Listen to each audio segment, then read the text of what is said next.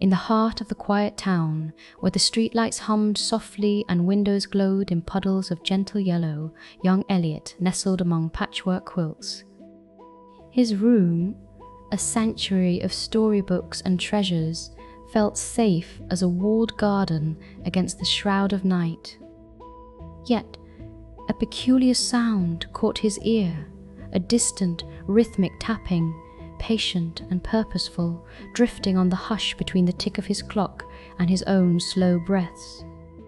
Elliot sat up, heart quietly curious.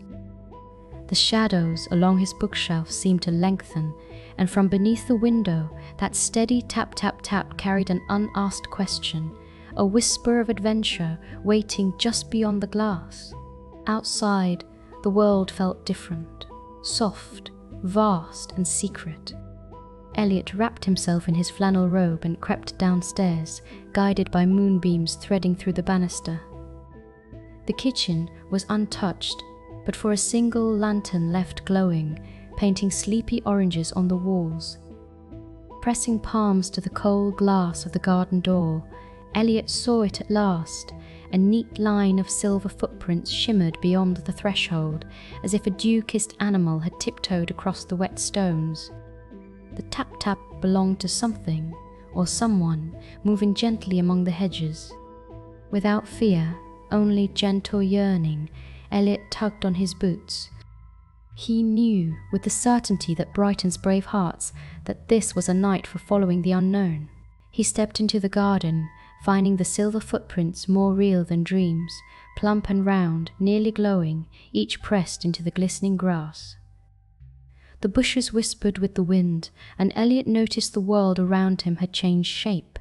The once familiar trees loomed larger, washed in teal, their branches bending like gentle guardians. He followed the prints past the smudged silhouettes of sleeping roses and out through the garden gate, which swung open with a hush. The night was alive with wonders, the hush of a far-off train, the flicker of moth wings in the lamplight, and the distant croon of a night-bird. Elliot's heart thudded, not in fear, but joyful expectation. Out past the familiar fences, Elliot wandered into the neighborhood's sleeping heart. The world stretched, quiet and profound, neighborhoods melting into a gentle fog. He tiptoed along the misty sidewalk, the footprints still bright before him, when suddenly he glimpsed a figure, low and bushy-tailed, a fox, yet not quite. It shimmered between shapes, its tail long and silvered with dew, its eyes moon-bright but kind. The fox paused in the light of a lone street lamp, looking straight at Elliot. In its presence, every sound softened, the distant clatter of leaves, the hush of tires far away. With a smile, Elliot followed at a respectful distance, trusting the gentle magic that seemed to stitch the night together. The fox led Elliot to a place he would never notice before, even though he would walk these streets each afternoon, the forgotten garden beyond Mrs. Moreau's tall, ivy-smothered fence. Here, stone steps vanished beneath curtains of fern, and a silent pond mirrored the moon's pale face. On its shore, a pair of ducks slept, one eye open, feathers glistening faintly under the faraway glow of a lamp behind a curtain, while frogs barely dared to croak. The silver footprints continued, weaving among lost toys and garden gnomes, pausing beneath the red glow of a curious cat's eyes. Each step forward was a puzzle of soft shadows, a tapestry of gentle magic unfolding on the world. Elliot thought he knew. A gentle challenge awaited among the tall ferns, a bridge of stepping stones, polished by moonlight, arching across the pond. Silver footprints danced from rock to rock, barely dimpling the surface with a silver mist. Before Elliot could make his first step, a voice as soft as the wind asked, "Will you pass with care?" He looked up to see the glow-eyed cat perched at the far side, its tail flicking with interest. Elliot considered. A rush would break the pattern. A leap would create ripples.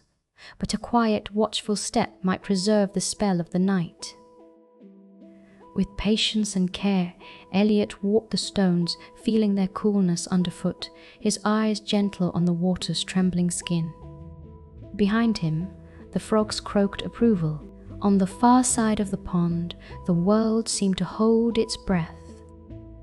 The fox waited, tail curled gently around its paws, and beside it stood another shape, tall, wrapped in a long coat, its features hazed by the mist and an upturned collar.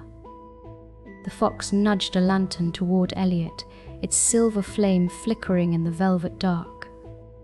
The lantern cast strange symbols along the hedges, illuminating trinkets and memories long tucked away, a marble, a wilted daisy chain, a tiny bell. The tall figure spoke no words, but inclined its head in gratitude, as if welcoming Elliot to a place stitched from lost dreams and found bravery. For a moment, Elliot felt the hush of awe, the sense of being exactly where the night wanted him to be. The fox, with a gentle swish of its tail, gestured for Elliot to kneel beside it. There, tucked between roots, lay not a treasure of gold or jewels, but his own favourite marble, the one he thought lost all those months ago, now shining with captured starlight. Elliot understood, sometimes, the world gives back what it borrowed after teaching us how to see anew. He smiled, holding the marble up to catch the lantern light. For a heartbeat, everything sparkled, the glistening footprints, the mist, the quiet companions around him. Hidden magic pulsed in the hush, an invisible current, tender and brave.